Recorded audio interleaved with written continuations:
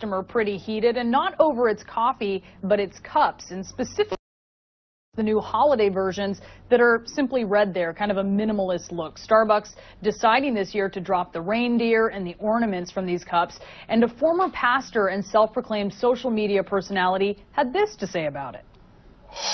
Do you realize that Starbucks wanted to take Christ and Christmas off of their brand new cups? That's why they're just plain red. In fact, do you realize that Starbucks isn't allowed to say Merry Christmas to customers? Well, I decided instead of simply boycotting, well, why don't we just start a movement? So when I went in and I asked for my coffee, they asked for my name, and I told them my name is Merry Christmas.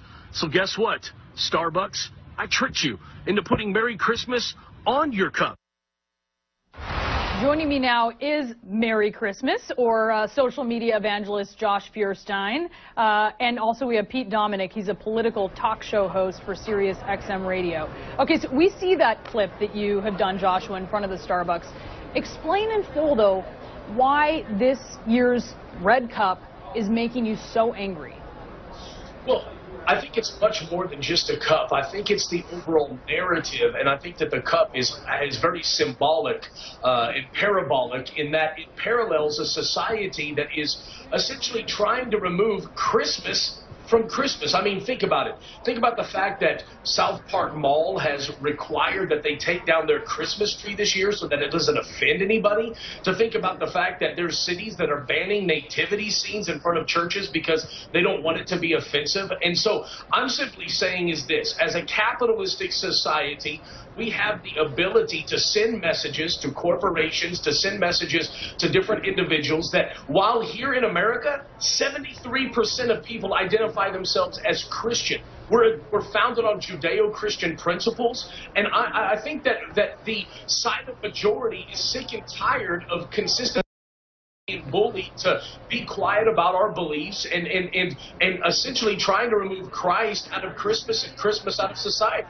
Okay, so Joshua, I don't know if you can see Pete, but his eyebrows have been going up and down. So weigh in here, Pete.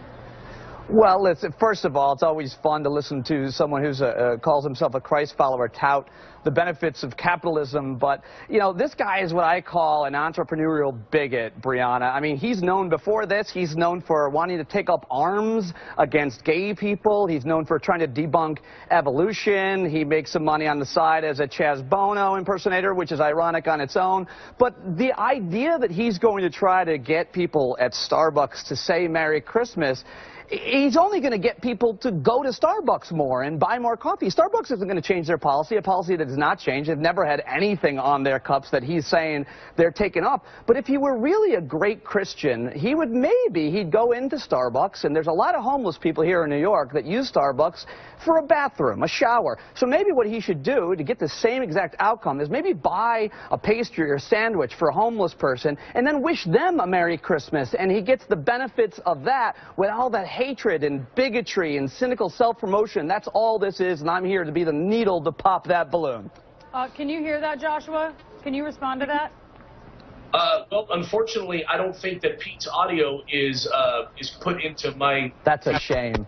Oh, okay, it's not... Okay, so, well, then let me tell you. Okay, he called you a bigot, and he said that the Christian thing to do would be to go in, buy a pastry for someone who's homeless, and he also... Wish them a Merry Christmas. And wish them a Merry Christmas, he said. That, I will tell you, that's the condensed version, but okay, so respond to that. Well, you know, it's kind of hard for me to respond to something that I wasn't able to hear, but what exactly was his point of me being a bigot? Pete. Well, this guy, I mean, I'm not telling anybody to Google him, but if you did, you'd see he carries a machine gun on one of his videos and calls for an armed revolution against gay people. So there's a little bit of... Basically, he says he's saying that you are anti-gay, and because of that, you're a bigot. But also, Joshua, I also think, because you can't hear Pete, I want to ask you a question since you can't hear me. Sure, I would love to respond to whatever Pete has to say. Unfortunately, I can't hear it. Every time he talks, it's just blank space. So. Okay, all right, Pete. You know, no offense on that, but I want to none taken. I want to ask you about this, Joshua, because you know, one of the things I know this point that you're making. But I would wonder, when you look at these cups in Starbucks, and you have Starbucks saying, you know, what we want is for it to be kind of this blank canvas for people to do whatever they wish with it. But, you know, there's also some Christmas-themed products that are in the store. I think we actually have some photos of them that we pulled up from online. Does that sort of poke a hole in your theory that they are anti-Christmas? Or, I mean, here we have coffee, the Christmas blend. So what do you think about that? Okay, so the thing that they are most known for is obviously their cup, not their Christmas blend that's sitting somewhere on a bottom shelf. They're known for their cup. That's what people take. That's what people display on their office desk. And as but if they were really anti-Christmas, wouldn't they be sort of anti-Christmas across the board? So if you'll allow me to finish the question, I think that this has been something that has been taking place slowly over time. And again, it goes to show a much larger narrative of a society that has slowly been trying to take Christmas out of the public spotlight. And now, with this video going viral, 13 million views in 3 days, it's been shared over and over. It's a trending hashtag for the last 2 days on social media.